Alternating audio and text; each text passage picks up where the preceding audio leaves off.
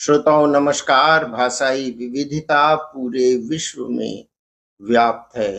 प्रत्येक देश में एक सी बोली नहीं बोली जाती। भारत में 454 भाषा प्रचलन में है, जबकि पूरे विश्व में 6000 से अधिक भाषाएं और बोलियां प्रयोग में लाई जाती हैं।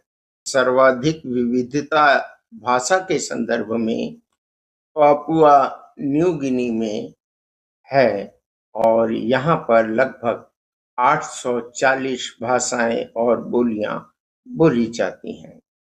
भाषा किसी सभ्यता के विकास और उसकी सांस्कृतिक निरंतरता की पहचान होती है।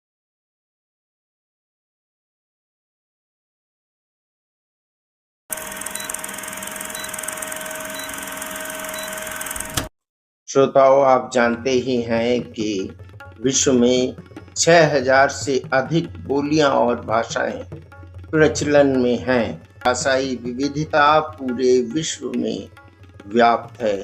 प्रत्येक देश में एक सी बोली नहीं बोली जाती। भारत में 454 प्रचलन में है, जबकि पूरे विश्व में 6000 से अधिक भाषाएं और बोलियां प्रयोग में लाई जाती हैं। श्रोताओं, हम बता दें आपको कि सर्वाधिक विविधता भाषा के संदर्भ में पापुआ न्यू गिनी में है और यहाँ पर लगभग 840 भाषाएं और बोलियां बोली जाती हैं। भाषा किसी सभ्यता के विकास और उसकी सांस्कृतिक निरंतरता की पहचान होती है। और आपने देखा कि भाषाई आधार पर हमारे दक्षिण एशिया का एक देश 1971 में ही 2 टुकड़ों में बंट गया। अब वर्तमान परिस्थितियां उसे और विखंडन की ओर ले जा रही हैं। आइए हम जानें विश्व के अन्य देशों में भाषाओं की क्या स्थिति है, उसमें एक देश में कितनी भाषाएं बोली जाती हैं। तो नाइजीरिया देश में 526 भाषाएं, नाइजीरिया में 526 बोलियां और भाषाएं बोली जाती हैं, जबकि इंडोनेशिया में 707, मैक्सिको में 289 यानी 289, चाइना में 300, अमेरिका में 422, ऑस्ट्रेलिया में 245 और ब्राजील में 229 भाषाएं और बोलियां प्रयोग में लाई जाती हैं। यह सूची हमें बताती है कि प्रत्येक देश में भाषाओं में विविधता पाई जाती है, लेकिन भाषा के आधार पर विवाद नहीं होते। श्रोताओं, भाषा की विविधता को लेकर जिस तरह से इमोशनल गेम खेला जा रहा है, वह भारत और दक्षिण एशिया के देशों में बहुत अधिक होता है। खास तौर पर पाकिस्तान और श्रीलंका, भारत, म्यांमार, इन देशों में इस आधार पर भी विखंडन करने की कोशिश की जाती है। इसके दूरगामी परिणाम बिना देखे, उसके अनुमान लगाए बिना पॉलिटिशियन कुछ ऐसा कह देते हैं या कर देते हैं जिससे एकात्मता को गहरा आघात पहुंचता है। भाषा में समृद्धि भाषा की निरंतरता और उसके विस्तार से होती है।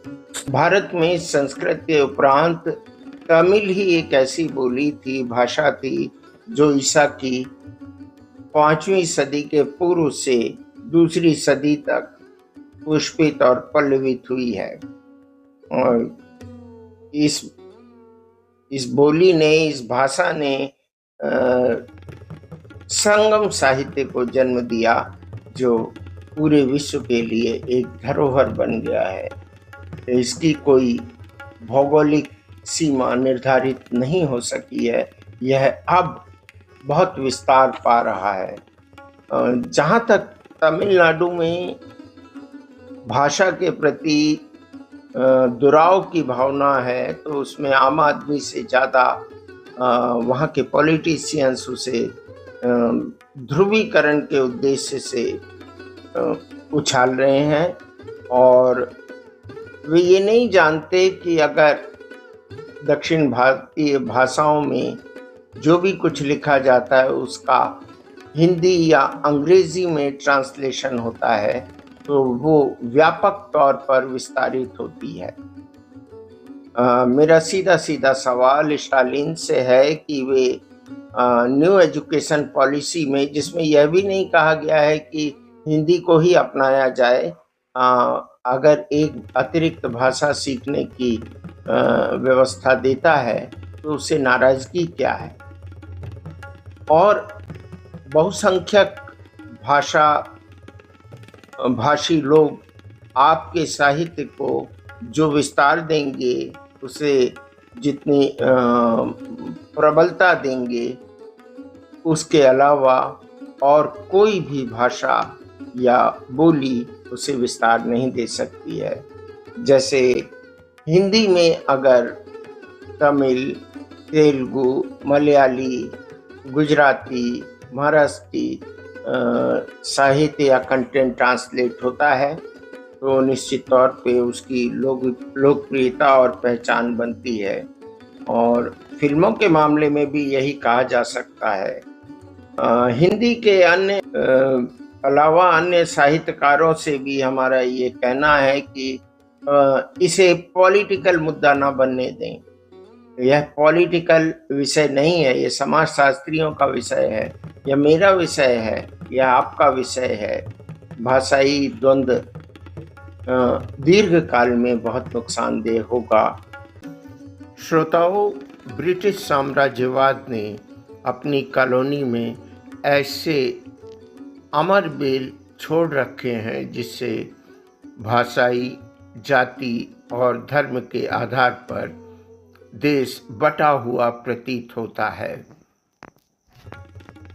महारानी के साम्राज्य में अंधेरा नहीं होता था, लेकिन मुझे तो लगता है कि ब्रिटिश साम्राज्य में अंधेरा ही अंधेरा था, जिसका लाभ उठाते हुए ब्रिटिश सत्ता ने संपूर्ण दक्षिण एशिया का भरपूर शोषण किया और इस तरह के खरपतवार हमारे दक्षिण एशियाई लोगों के मस्तिष्क में बो दिए हैं। अगर हम इस तरह का वातावरण निर्मित करते हैं, भाषाई आधार पर वातावरण दूषित करते हैं और एकात्मता को प्रभावित करते हैं, तो निश्चित तौर पर हम आज भी गुलाम हैं। मिस्टर स्टालिन, आपको यह सोचना चाहिए कि आप अपने राजनीतिक उद्देश्य की पूर्ति के लिए एक सामाजिक वातावरण को दूषित कर रहे हैं। श्रोताओं, आपसे अनुरोध है कि आप इस चैनल को सब्सक्राइब करें और अगर यह वीडियो आपको अच्छा लगता है तो राष्ट्रहित में इसे शेयर भी कीजिए। नमस्कार, जय हिंद, जय भारत, वंदे मातरम, जय हिंदी, जय समस्त भाषाएं।